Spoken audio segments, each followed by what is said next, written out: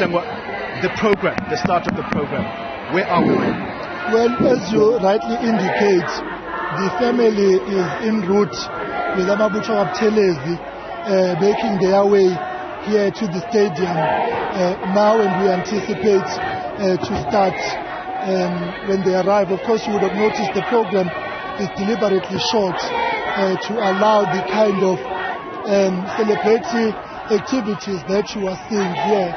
So our outlook is less talk and more celebration. So speeches will be limited to the extent to which they appear on the program. And of course, Mkhuleko had been very clear that ample and sufficient time should be given to the service, which will be conducted by His Grace the Archbishop of Cape Town. So that takes priority and precedence in this service. And when the Archbishop is done, we will then go into this. So today, inkonzo more than anything else.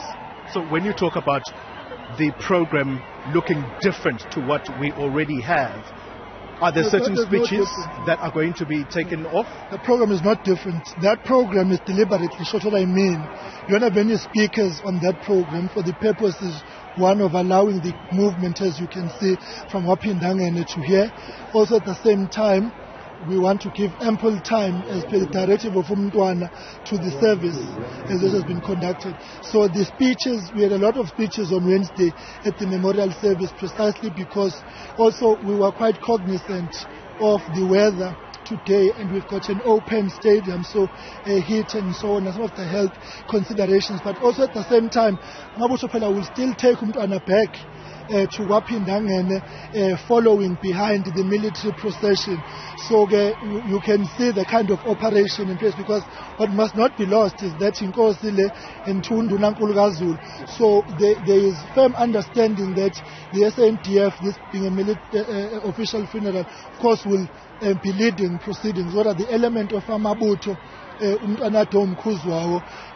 Can't be lost, but we are quite confident that the discussions that we've had with them to manage and ensure cooperation will result in a smooth operation, and I think so far so good. And I think, just very briefly, two important elements.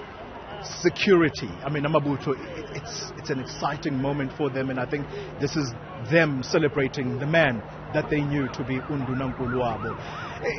Could that possibly pose a security risk? I see lots of activity right now. No, there's no risk. Amabuto are a disciplined group of people.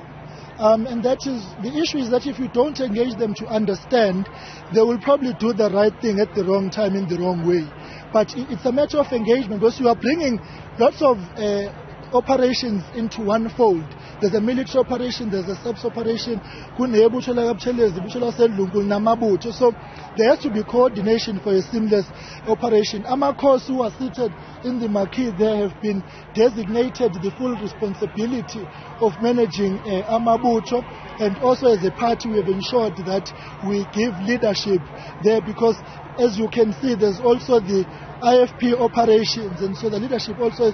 So what we have been really trying to do is coordination, and as I'm saying, so far so good. I don't think there should be any fear, and we've got no concern at all about Amabuto.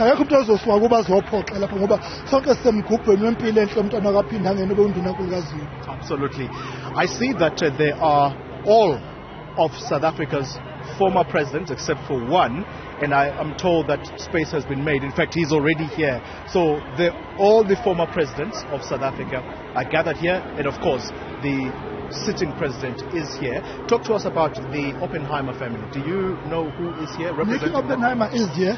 As you know, that there is a long family relation between the two, to the extent to which the Mangosuthu University of Technology was built in a cooperation and funding which came from the Oppenheimers when Umntwana went out looking for funding to ensure that technical skills are provided to black South Africans who at the time may not have ordinarily had them. So the Oppenheimers are here, the Mandelas are here, led by Inkosi Mandela, and as you've seen, all the former state presidents. And interestingly, of course, is that these are the people who were there.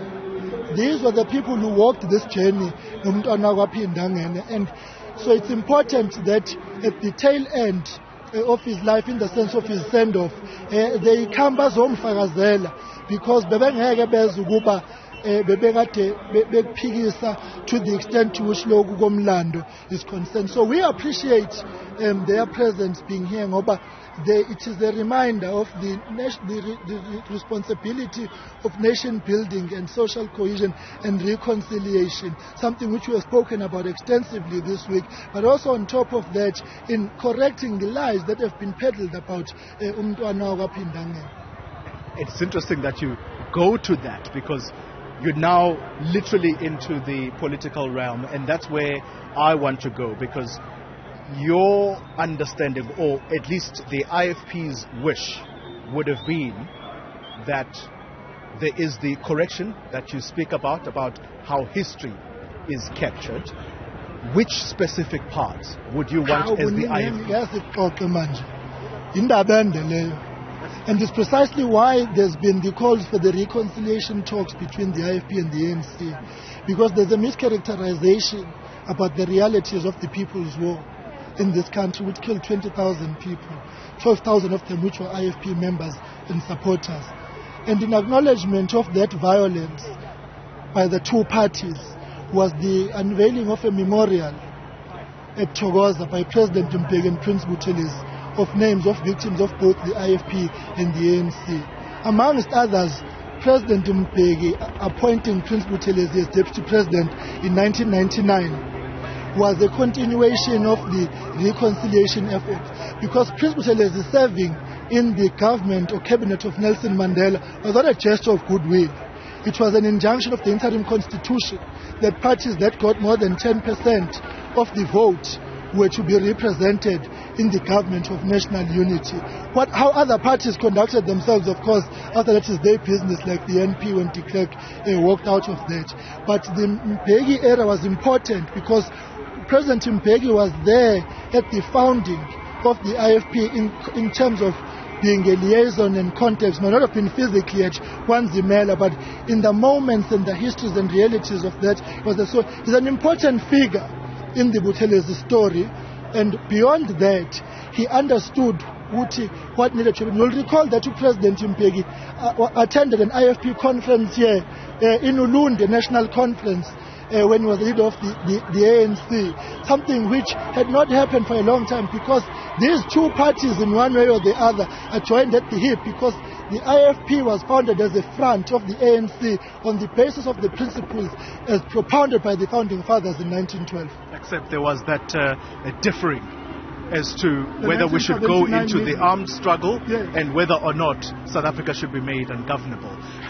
That's where, in essence, there is deep division, because this is why they view him as possibly selling out, particularly around making South Africa ungovernable and refusing to go into the armed struggle. Well, the 1979 meeting, which was held in London between the delegation of Inkatha and the ANC, addressed those two issues of sanctions and violence, and when the armed struggle. And when the delegation of Inkatha left, the ANC was to come back to them on how then could we proceed forward. The fundamental conclusion which we had understood, the party, was that there would be a multi-pronged approach. You will also recall, Uguti, the violence is not an incident that started in the 70s. The one question is the Umkhonto weSizwe, as the military wing of the African National Congress and its mission in exile, was preparing war and making the country ungovernable towards the apartheid regime. How many white people died at the hands of the MK? It's an important question indeed, but perhaps it's a question for another day. As you say, there's lots that has to be revisited about that history. But talk to us about then, as we conclude this, the significance of all of the presidents, those who have been, including the one that is going to deliver the eulogy here today. What do you think that says about the political stature of Prince Mangosuthu Buthelezi? Prince Mangosuthu Buthelezi is an elder statesman of this country, a patriot, a man who loved his country and served it until the end, the best way he knew how. in the course of politics, there will be differences in terms of outlook, in terms of position. But what is not in dispute is that the hallmark of Prince Buthelezi's life has been patriotic servant leadership to the people of South Africa. And he brings us together today as a nation, not just the former presidents. Mr. Malema is here, Mr. Steenhuisen is here, General Olomisa is here amongst the other party leaders. Because uShenge, ubese ubaba wesizwe, ubaba wethu sonke. Sekungumzuzu onzima for all of us when he departs. Therefore, it's important that he be given a befitting send-off.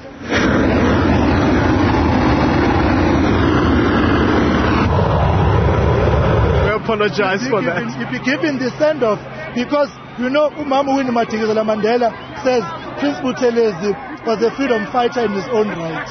And in 2010, on the sellout question, in 2010, President Zuma, delivering SONA, acknowledged the role of Prince Mangosuthu Buthelezi in the release of Nelson Mandela. You know the one other fact, in 1963, the passport of Prince Buthelezi was confiscated by the apartheid regime for 9 years.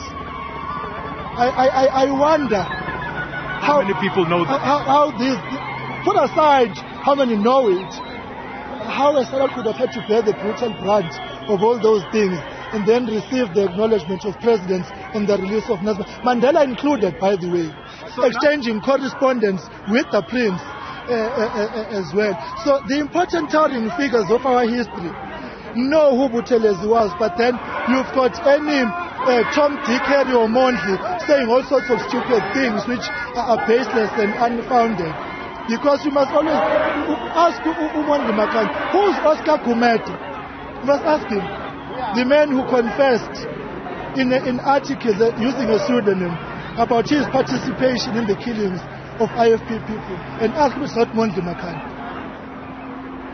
In concluding our conversation, of course, Mondli Makanya is not here. I will have to have a separate conversation with him as a right of reply. But in correcting, therefore, this history, as you say, are you able to tell us whether indeed it is the condition of the IFP for the ANC and your party to reconcile that the book that was written by Mzala Nxumalo, the stalwart of the ANC and SACP,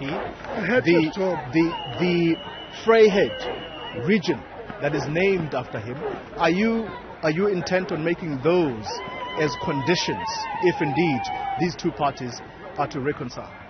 We have communicated with the ANC the issues which are important to us.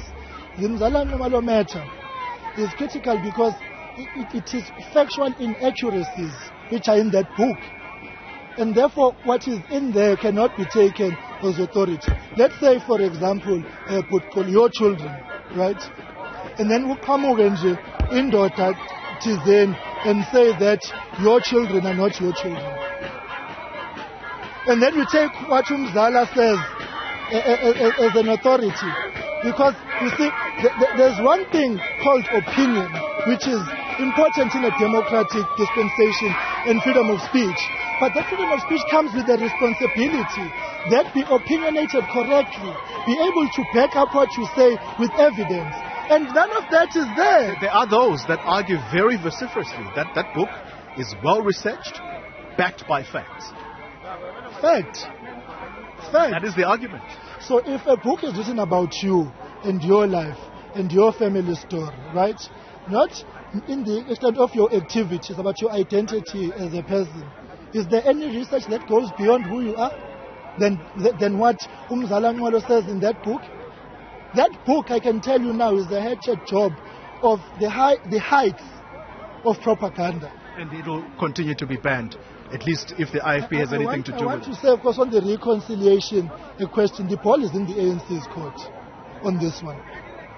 Because Prince Buthelezi goes to the other side, having laid down quite correctly to President Ramaphosa in a meeting they had in Durban of all the issues, there have been 3 asides, 5 asides, 10 asides between the two parties.